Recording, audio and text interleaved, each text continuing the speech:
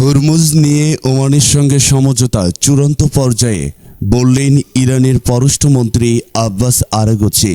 Hormuz প্রণালী নিয়ে জাহাজ চলাচল নিয়ে ইরান ও ওমানের মধ্যে কৌশলগত আলোচনা চলছে।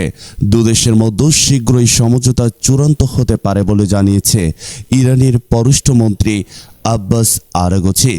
ইরানের স্টুডেন্টস নিউজ এজেন্সিকে দেয়া এক বক্তব্যে আরাগচি বলেন, হরমুজ প্রণালী দিয়ে জাহাজ চলাচলের জন্য নির্দিষ্ট নৌপথ ঠিক করাই এই আলোচনার মূল লক্ষ্য।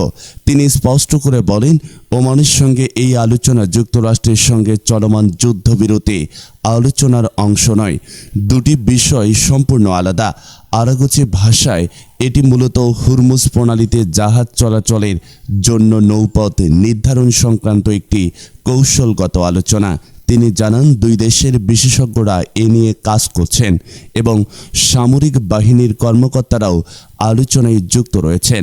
এ বিষয়ে সামরিক বাহিনীর মতামত গুরুত্বপূর্ণ বলেও উল্লেখ করেন তিনি।